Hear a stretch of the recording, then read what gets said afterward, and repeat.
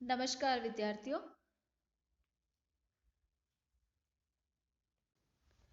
आज हम यहाँ पढ़ेंगे कृतिका पाठ संख्या 3 साना साना हाथ जोड़ी।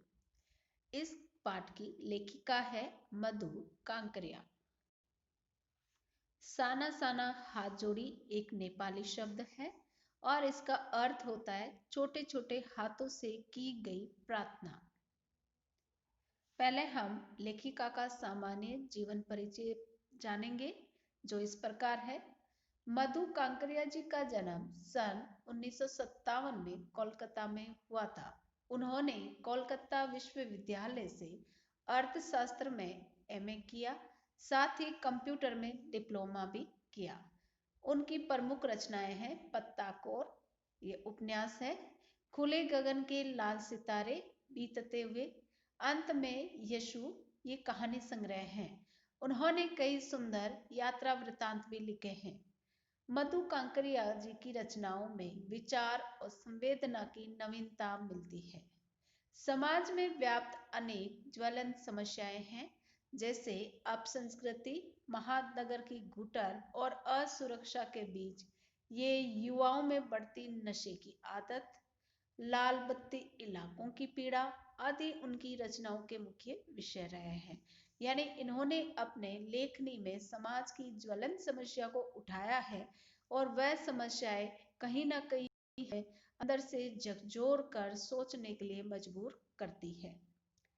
आज हम यहाँ पढ़ेंगे साना साना हाथ जोड़ी। उस पाठ का थोड़ा सा भाव जानने का प्रयास करेंगे, यानी पाठ परिचय जानेंगे। महानगरों की भाव शून्यता। आज के नगर तेजी से महानगरों में बदलते जा रहे हैं, इसलिए वैज्ञानिक जीवन से वे परिपूर्ण है और वैज्ञानिक जीवन से परिपूर्ण होने के कारण धीरे धीरे उनमें भावनाएं खत्म होती जा रही है और स्वार्थपरक परिस्थितियां पैदा होती जा रही है। इसलिए महानगर का जीवन भाव शून्य है और वह तेजी से भागता जा रहा है और यंत्रवत जीवन की ऊब, यानी हम एक मशीनी जीवन के समान अपने जीवन को जी रहे हैं, जिससे मधु जी ऊब गई और अपने जीवन की इस कमी को दूर करने के लिए या इस घुटन को दूर करने के लिए वह दूर दूर की यात्राओं की ओर निकल जाती है और उन्हीं यात्राओं के इन्होंने अनुभव को अपने यात्रा वृतांतों में शब्दबद्ध किया है। यानी जब ये इन किसी परिस्थितियों जगहों से जुड़ी हुई यात्राएं करती है तो उन यात्राओं से जुड़े हुए अनुभव इनके शब्दबद्ध होकर हमारे सामने यात्रा वृतांत का रूप ले लेते हैं। साना साना हाथ जोड़ी में पूर्वोत्तर भारत के सिक्किम राज्य की राजधानी गंगटोक और उसके आगे हिमालय की यात्रा का वर्णन है। हिमालय के अनंत सौंदर्य का ऐसा अद्भुत और काव्यात्मक वर्णन लेखिका ने किया है कि मानो हिमालय का एक एक पल परिवर्तित सौंदर्य हम स्वयं अपनी आंखों से निहार रहे हो। महिला यायावरी की विशिष्टता भी इस यात्रा वृत्तांत में देखी जा सकती है। यानी यहाँ पर इनके लिखने का जो तरीका किस प्रकार है कि इस प्रकार इन्होंने शब्द रचना अपनी लेखनी से लिखी है कि हमें यहाँ पढ़ते हुए ऐसा महसूस होता है मानो हम स्वयं अपनी आंखों से वह सुंदर दृश्य को ताक रहे हैं। और ये इनकी यायावरी जीवन की विशेषता रही है। और यायावरी से तात्पर्य है जो व्यक्तित्व, यानी जो व्यक्तित्व निरंतर इधर उधर घूमता रहता है वह यायावरी जीवन कहलाता है। लेखिका हिमालय के सौंदर्य पर मुग्ध ही नहीं होती, वहां के निवासियों की मेहनत, अभाव और गरीबी को भी रेखांकित करती है। यानी लेखिका ने अपने इस यात्रा वृत्तांत में खाली हिमालय के सौंदर्य वाले भाग को ही नहीं रचा है, बल्कि वहां पर जो अभाव है, कठिनाई है, लोगों का गरीबी से जुड़ा हुआ जो जीवन है वो किस तरह अभावग्रस्त है, उन सब की ओर भी हमारा ध्यान खींचने में ये सफल रही है। साथ ही ये बताना भी नहीं भूलती है कि हिमालय तक पहुंचने के लिए बनाए जाने वाले रास्तों के निर्माण में लोग अपनी जान गंवा चुके हैं। यानी हम पढ़ेंगे हिमालय की यात्रा जो गंगटोक से जुड़ी हुई है, वो एक दुर्गम पहाड़ी स्थल है और दुर्गम पहाड़ी स्थल तक हम आसानी से पहुंच सके, इसलिए वहां के लोग मेहनत से रास्तों का निर्माण कर रहे हैं, क्योंकि वहां पर किसी मशीन से वो रास्ते नहीं बनाए जा सकते हैं। वहां आम जन अपनी मेहनत से, हाथों की ताकत से वो पहाड़ों को चीरता है और हमारे लिए सुंदर रास्तों का निर्माण करता है, ताकि हम इतना सुंदर प्राकृतिक दृश्य को वहां से निहार सके। और ये जब दुर्गम पहाड़ी रास्तों पर रास्ते बनाने का कार्य चलता है, तो वो आसान नहीं होता है मानव जीवन के लिए। इसलिए बहुत सारे लोग इस शुभ काम में अपने जीवन की आहुति दे देते हैं। ये बात भी लेखिका ने वहां पर बहुत अच्छे से समझाई है। इस पाठ में पीड़ा और सौंदर्य का अद्भुत मेल है। इसीलिए लेखिका ने कहा है कि ये पाठ जितना सुंदरता लिए हुए हैं, उतना ही वहां पर कठोरता भी है। तो ये पीड़ा और सौंदर्य का अद्भुत मेल दुर्गम पहाड़ी स्थलों से जुड़ा हुआ इनके यात्रा वृत्तांत में हमें आसानी से समझ में आ सकता है। इसे पढ़कर अकेलेपन, करुणा के भाव जागृत होते हैं तथा सृष्टि की समग्रता का एहसास होता है। यानी जब हम इस तरह से विहंगम पहाड़ी दृश्यों की सुंदरता को साथ में निहारते हैं, तो हमारे अंदर जो है स्वयं की भावना यानी स्वार्थ की भावना है, वह धीरे धीरे आंखों के रास्ते निकल जाती है और आत्मा जो मलिन है वो एकदम स्वच्छ होकर परमात्मा से एकाकार करने के लिए बेचैन हो जाती है। इन यात्राओं में मनोरंजन, ज्ञानवर्धन एवं अज्ञात स्थलों की जानकारी के साथ साथ भाषा और संस्कृति का आदान प्रदान भी किया गया है।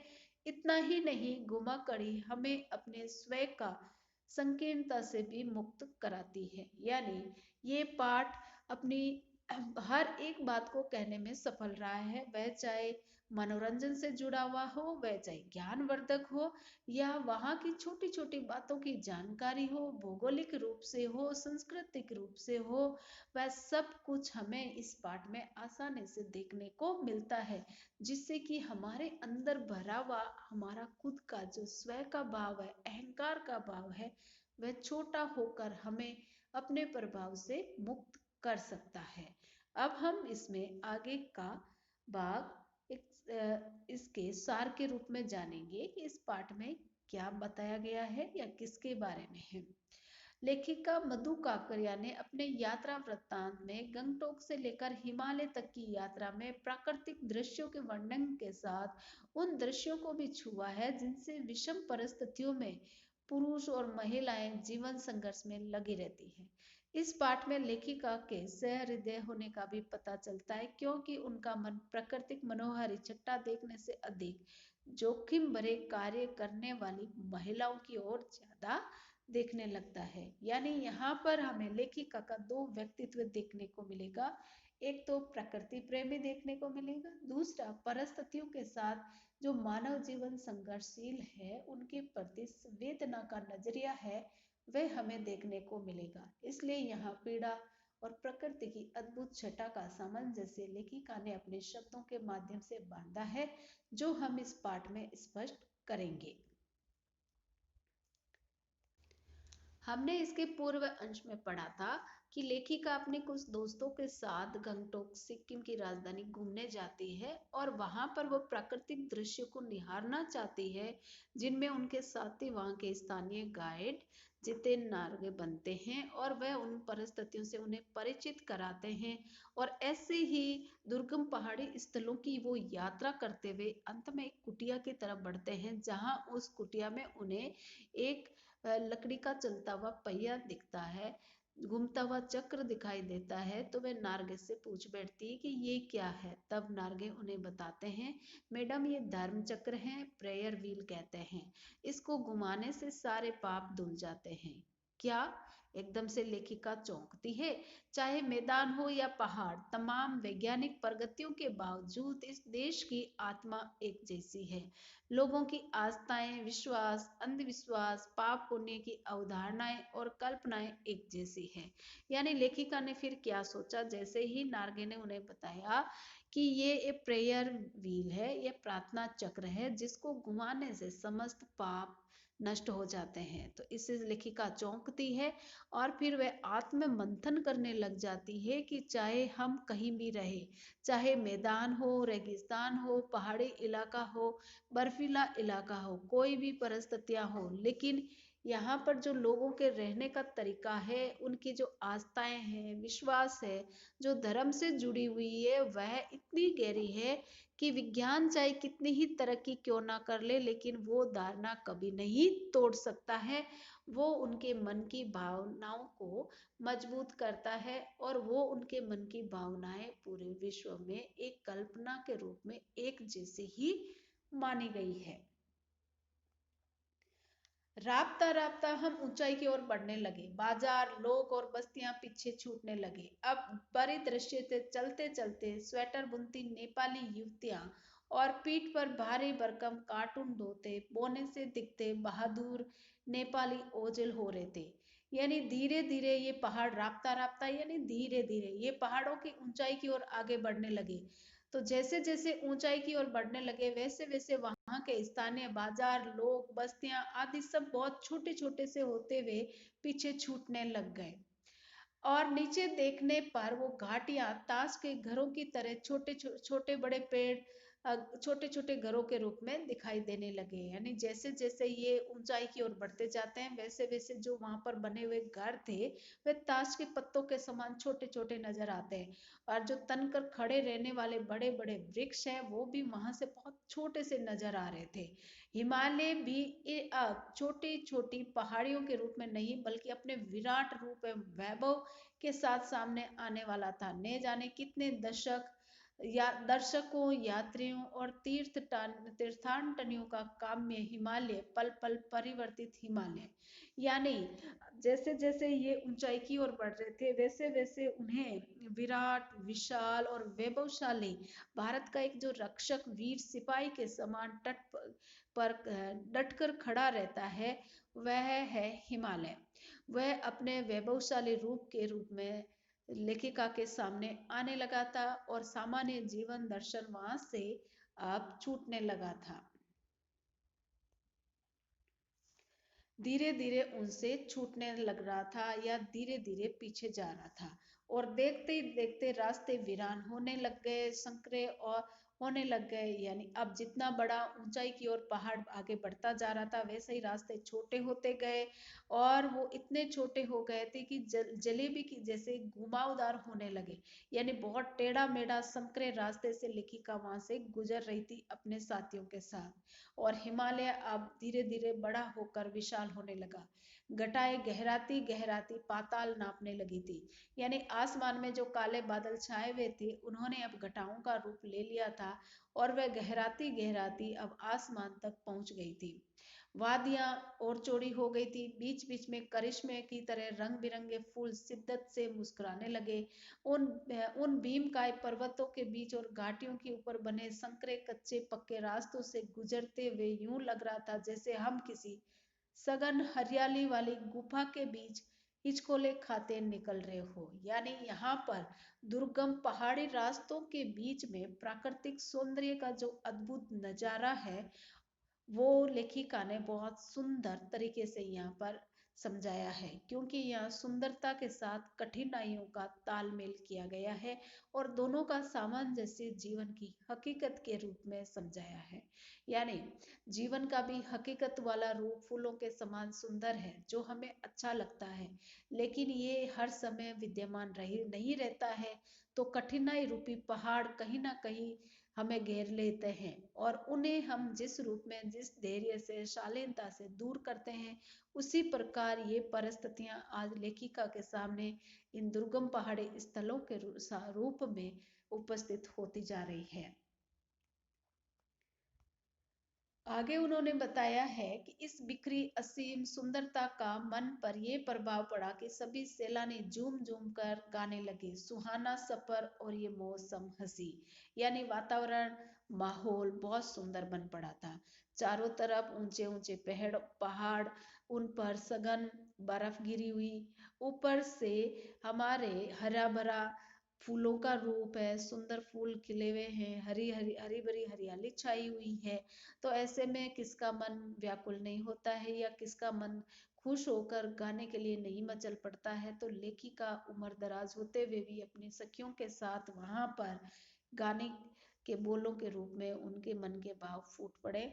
सुहाना सफर ये मौसम हंसी, पर मैं मौन थी। यानी लेखिका की सहेलियां यहाँ पर गाना गा रही है, लेखिका मौन थी, किसी ऋषि की तरह शांत थी। मैं चाहती थी इस सारे परिदृश्य को अपने भीतर भर लूं, पर मेरे भीतर कुछ बूंद बूंद पिघलने लगा था। जीप की खिड़की से मुंडकी निकाल निकाल मैं कभी आसमान को छूते पर्वतों के शिखर देखती, तो कभी ऊपर दूध की धार की तरह झरझर गिरते जलप्रपातों को, तो कभी नीचे चिकने चिकने गुलाबी पत्थरों के बीच इटला इटला कर बहती चांदी की तरह कौंद मारती बनी ठनी चिस्ता नदी को। सिलीगुड़ी से ही हमारे साथ ये चिस्ता नदी, ये यहाँ पर इसका सौंदर्य पराकाष्ठा पर था। इतनी खूबसूरत नदी मैंने पहले बार देखी थी। मैं रोमांचित हो उठी, पुलकित थी, चिड़ियों के पंखों की तरह हल्की भी थी। यानी यहाँ प्राकृतिक सुंदरता के साथ अंदर के जो भाव है उनका यहाँ तालमेल करते हुए लेखिका ने सुंदर वर्णन करते हुए कहा कि मौसम बहुत सुहाना था कि मेरे साथी उसमें अपने मन के भाव गीतों के रूप में व्यक्त करने लगे, लेकिन मैं अंदर से शांत थी, एक ऋषि के समान शांत। मेरे मन में कोई विचार नहीं थे, कोई भाव नहीं थे, क्योंकि मैं परमात्मा की असीम सत्ता का यहाँ पर साक्षात रूप महसूस कर रही थी। क्योंकि एक तरफ विहंगम पहाड़ी दृश्य है, दूसरी तरफ उसी विहंगम दृश्य पर हरा भरा सघन फूलों का रूप चारों तरफ छितरा हुआ है। ये मुझे अंदर से, अपने अंदर से जो भरा हुआ अहंकार का भाव है वह दूर कर रहा था। इसलिए लेखिका ने कहा है कि मेरे भीतर बूंद बूंद कुछ पिघल रहा था, और वो क्या पिघल रहा था, वो संसार के प्रति स्वार्थ की जो भावनाएं हमने ढूंढ ढूंढ के भर रखी है, वो भावनाएं इन तरह की परिस्थितियों में अपने आप ही हमसे धीरे धीरे दूर होने लगती है। और आगे उन्होंने बताया है कि जो आसमान को छूने की होड़ लगाए रखे हुए हैं पहाड़ पर्वत, वो झरने, ये बहुत दृश्य सुंदर पैदा कर रहे थे। यानी प्रपात का मतलब होता है झरने, ये सभी वहां पर बहुत सुंदरता का वातावरण बना रहे थे। तो इसलिए कभी कभी इनके मन में जो भाव थे, गहराई वाले भाव थे, वो अलग आकार ग्रहण करते जा रहे हैं। यहाँ शांति का भाव इनमें आता जा रहा है, परमात्मा की सत्ता को ये अंदर से महसूस करने का प्रयास करती जा रही है। तभी उनकी नजर वहां पर पत्थरों के, गुलाबी चिकने पत्थरों के बीच में इठला कर चलने वाली जो चिस्टा नदी है, उसके रूप में यहाँ पर इन्हें महसूस हो रही है। क्योंकि ये इनके साथ सिलीगुड़ी से चल रही थी और ये उन्हीं पहाड़ी स्थलों से निकलती है, इसलिए वहां पर इसका वेग बहुत ही कम होता है और सौंदर्य भी इसका बहुत सुंदर पराकाष्ठता पर था। और इतनी सुंदर नदी मैंने पहले कभी नहीं देखी थी, इसलिए बहुत रोमांचित हो जाती है, अंदर से पुलकित यानी खुश हो जाती है, और चिड़िया के जैसे हल्के पंखों के साथ ये भी उड़ना चाहती है। यानी यहाँ का परिवेश और वातावरण मानव को अपने अंदर के भावों से विमुख करके एकदम शालीन और शांत मन वाला बना देता है। इसलिए मन करता है कि मैं भी एक पंछी होता, तो इस शानदार फिजा में उड़ते हुए अपने हर परिस्थितियों को मैं जी लेता। क्योंकि कुछ ऐसी जगह होती है वहां पर मानव को आने जाने में कठिनाई हो सकती है, लेकिन पंछी को कोई नहीं रोक सकता है। वह आराम से अपने पंखों को फैलाकर कहीं भी दुर्गम परिस्थितियों में भी जा सकता है। इसलिए यहाँ लेखिका अपने अंदर वही चिड़िया के हल्के पंखों सा हल्कापन महसूस करके अंदर से उड़ना चाह रही थी। मेरे नगपति मेरे विशाल, और नगपति मेरे विशाल यानी दूर तक छाया हुआ पहाड़, उसे ये प्रणाम करती हुई कुछ कहना चाह रही है। मैंने हिमालय को सलामी दी। यानी नगपति और विशाल ये हिमालय के लिए है, और उन्हें ये मन से सलाम कर रही है और कह रही है, कहना चाह रही थी अंदर से, अपने भावों को उसके साथ, हिमालय के साथ बांटना चाह रही थी। तभी जीप एक जगह रुकी। खूब ऊंचाई से पूरे वेग के साथ ऊपर शिखरों के भी शिखर से गिरता फैन उगलता झरना।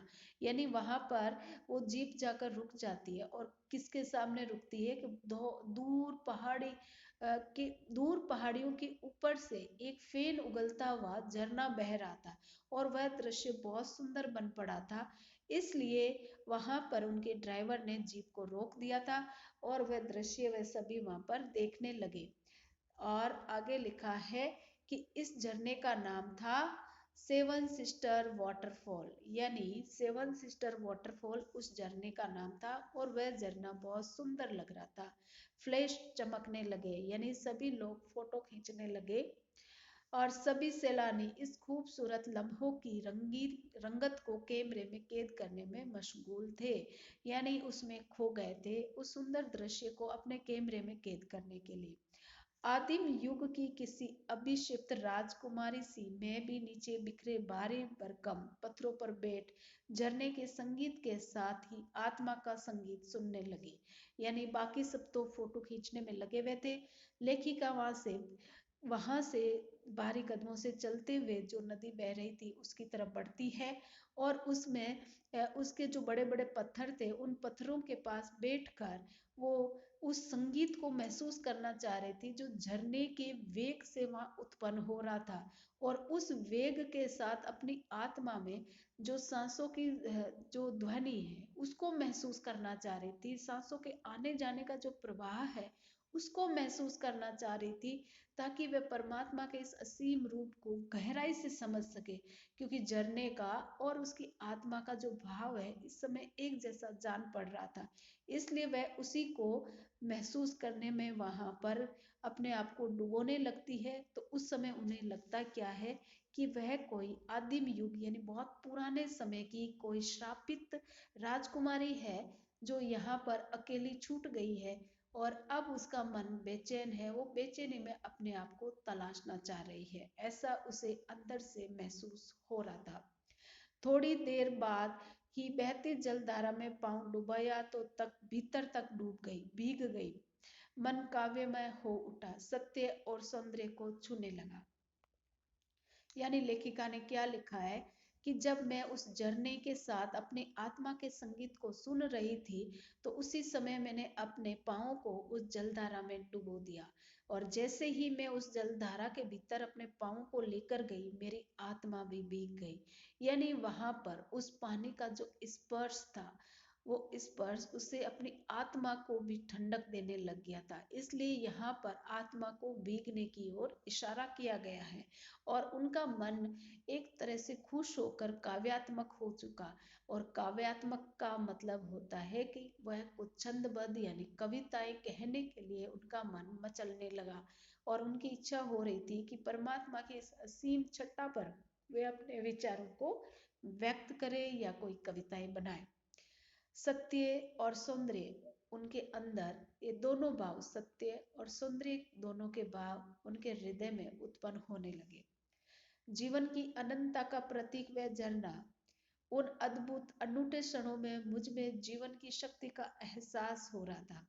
यानी झरना निरंतर प्रवाहमान है, उस इसलिए उसका अंत कभी नहीं होता है, वह अनंत रूप में चलता रहता है।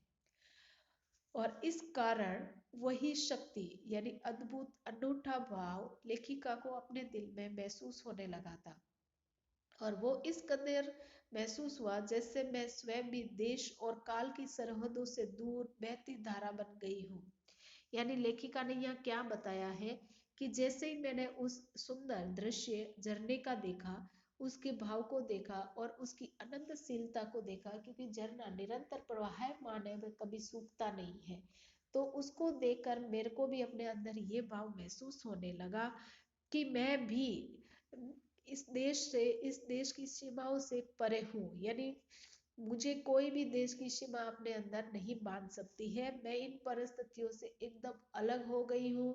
न मेरा कोई देश है, न कोई सीमा है, न कोई परिस्थितियां हैं और मैं इस चंचल नदी का एक हिस्सा बनकर निरंतर आगे बढ़ती जा रही हूँ, जिसे कोई भी सरहद रोक नहीं पाएगी। क्योंकि हम मानव को रोक सकते हैं, उसके भाव को नहीं रोक सकते हैं। तो यहाँ लेखिका अपने भावों में डूबती जा रही है और वो सारे भाव उनकी प्राकृतिक परिस्थितियों से जुड़े हुए हैं, इसलिए वे प्राकृतिक परिस्थितियां उनके मन के भावों को एकाकार करती हुई उन्हें उसी भाव प्रकृति में विलीन करती जा रही है, उन्हें खोते हुए जा रही है। भीतर की सारी तामसिकताएं और दुष्ट वासनाएं इस निर्मल धारा में बह गई। यानी जब उन्हें इस झरने की असीम गहराई का पता चलता है, वैसे वैसे उनके अंदर भरी हुई तामसिकताएं यानी बुरे विचार और दुष्ट वासनाएं यानी सांसारिक वस्तुओं की जो इच्छाएं लालसाएं होती है, वो सारी की सारी इस धारा में कहीं विलीन हो गई, बह गई। मन हुआ कि अनंत समय तक ऐसे ही बहती रहूं, सुनती रहूं इस झरने की पुकार को, पर जितेन मुझे ठेलने लगा। यानी लेखिका वहीं पर बैठकर उन परिस्थितियों में अपने जीवन को खोना चाहती थी, विलीन करना चाहती थी, इसलिए वही रुकना चाहती थी। लेकिन उनका जो गाइड है जितेन, वह उन्हें ठेलने लगा, यानी जबरदस्ती करके उन्हें वहां से ले जाने लगा और कहा कि इससे भी आगे सुंदर दृश्य देखने को मिलेगा। फिर लेखिका अनमने भाव से उठती है। थोड़ी देर बाद फिर वही नजारे आंखों और आत्मा को सुकून देने वाले, यानी थोड़ी देर तो उन परिस्थितियों में खो जाती है, फिर धीरे धीरे वहां से उठती है बिना मन के। और वहां पर जैसे जैसे वे आगे बढ़ते जाते हैं, वैसे ही प्राकृतिक दृश्य उनको और सुंदर रूप में नजर आने लग जाते हैं। कहीं चटक हरे रंग का मोटा कालीन ओढ़े तो कहीं हल्का पीलापन लिए हुए, यानी प्रकृति में कहीं पर तो एकदम रंगी हरे रंग की मोटी सी चादर चली हुई थी, तो ऐसा लग रहा था कि मोटे रंग का कोई हरा कालीन बिछा हुआ है। और कहीं कहीं हल्का पीलापन भी था, तो थोड़ा ऐसा लग रहा था कि परिस्थितियां यहाँ थोड़ी हल्की पीलापन लिए हुए हैं। तो कहीं पलस्तर उखड़ी दीवार की तरह पथरीला, यानी कभी कभी जब घर में जो रंग करा हुआ होता है वो हट जाता है तो वो दीवार भद्दी लगती है ना, वैसा भी दृश्य वहां पहाड़ी स्थलों पर नजर आ रहा था। यानी कहीं पर तो मोटे हरे रंग का कालीन बिछा हुआ नजर आ रहा था, कहीं पर हल्का पीलापन नजर आ रहा था, तो कहीं पर प्लास्टर यानी रंगहीन दीवारों के समान भी वो पथरीला पहाड़ चमक रहा था। और देखते ही देखते परिदृश्य सब छू मंतर, जैसे किसी ने जादू की छड़ी जमा घुमा दी हो। सब पर बादलों की एक मोटी चादर और सब कुछ बादल में, यानी इतना सुंदर दृश्य आंखों के सामने चल रहा था, जो अपने आप में एक सम्मोहन जगा रहा था, जिसमें लेखिका और उनके साथी खोए जा रहे थे। अचानक वो सारा परिदृश्य बदल गया और वो परिदृश्य इस रूप में बदला जैसे किसी ने जादू की छड़ी घुमाई हो और वो सारा अपने अधिकार में ले लिया हो। और ऐसा क्यों हुआ? क्योंकि पहाड़ी प्रदेश है, पहाड़ों पर कभी भी अचानक कहीं से भी बादलों का जमघट लग सकता है। इसलिए लेखिका ने लिखा है कि वो सुंदर सारा परिदृश्य अचानक गायब हो गया और वहां पर चारों तरफ बादलों ने अपनी सत्ता संभाल ली थी, यानी चारों तरफ बादल छा गए थे, पूरा आसमान बादलमय हो गया था। अब इससे आगे का भाग हम आगे की क्लास में पढ़ेंगे।